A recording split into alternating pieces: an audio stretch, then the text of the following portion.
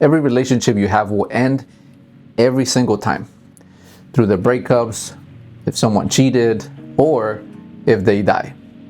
And there's no exception here. Not for you, not for me. And I know that sounds very dark, very bleak. And it isn't if you really think about it. Because this is the most freeing thing that I have ever understood. Because if permanence was never possible, then permanence was never the point in every relationship. Just think about that.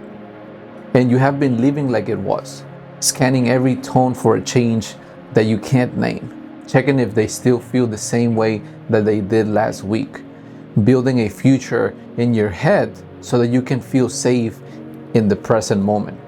The gripping isn't love. It's a nervous system trying to guarantee an outcome that it was never able to control in the first place. And it's the exact reason that you are not present in the relationship that you're terrified of losing. So let me show you what is actually running underneath all of that. And here's what that looks like from the inside.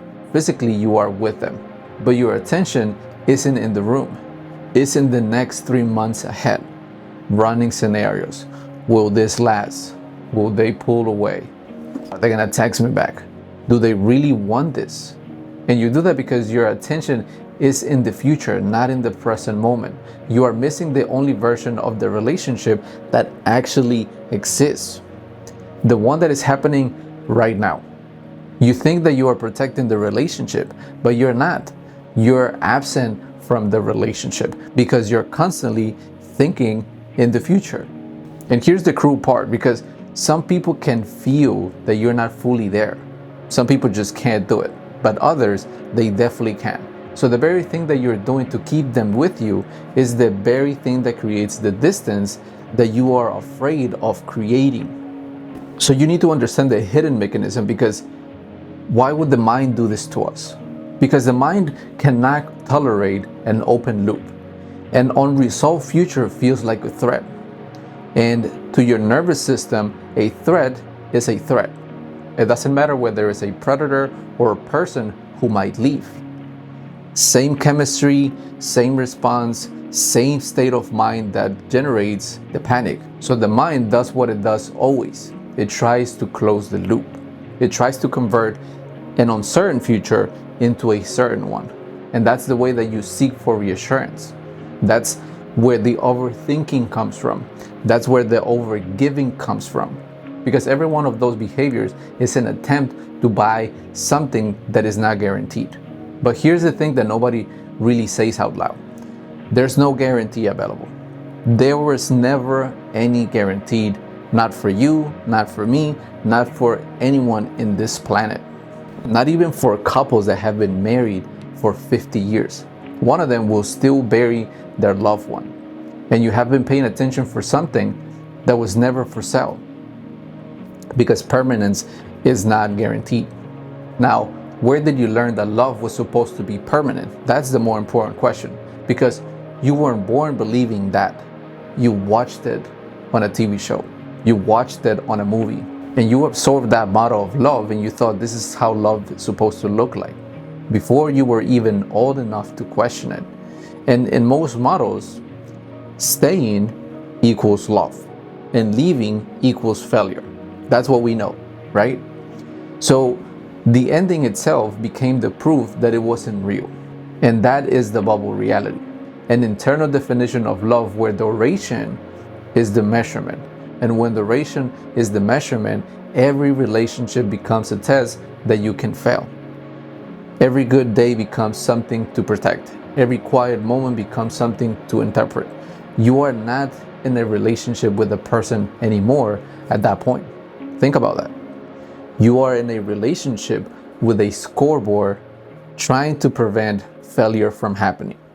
And here's where the ego comes in, because underneath the bubble reality, the ego has a job. The ego doesn't want to leave someone. The ego wants to keep someone, because keeping someone is proof that you were chosen, proof that you are enough, proof that the thing that you fear as a child, which was being left, does not happen again. So the ego turns the person into evidence. And the moment someone becomes evidence of your worth, you stop being able to see them at all. You are not looking at them. You are looking at what they confirm about you.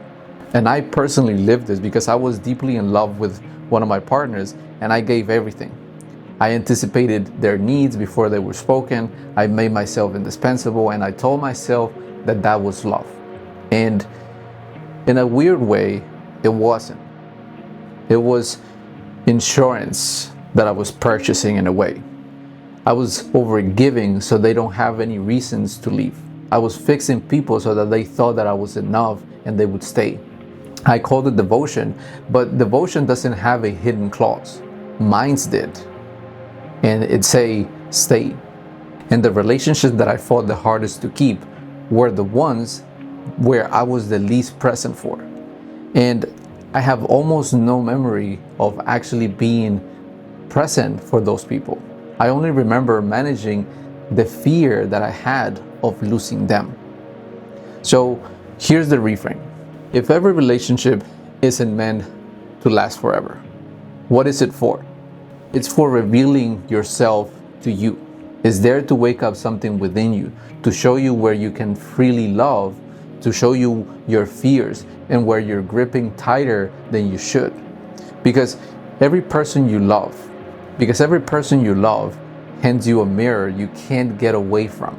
And when you stop demanding for the relationship to be permanent, something completely changes within all of us. Because you stop negotiating with the future and you stop auditing the present signs of the ending. And for the first time, you are actually there with that person. You are in the present moment, enjoying their presence, enjoying their love, enjoying them for who they are, which is the only place in the relationship where it's actually happening. So the truth is that you were never meant to keep anyone. You were meant to be changed by them. So I want to leave you with one question. You can answer it or you can keep it with you to carry it and think about it later on. Up to you. But if you knew with total certainty that this relationship was going to end, how would you show up today? And I need you to sit with that, because whatever comes up is the thing that you've been withholding while waiting for a guarantee that was never going to come. And that is the work that we do inside of True Form, learning to be present with someone instead of managing the fear of losing them. If this touched on something that you felt but couldn't put words to it, then let me know in the comments. Tell me what you think. I would like to read them. And also, if you like the content, go ahead and subscribe. It really does help me create more videos for you so that I can help you have a better relationship with yourself and with the one you love. With that being said, I will see you on the next video.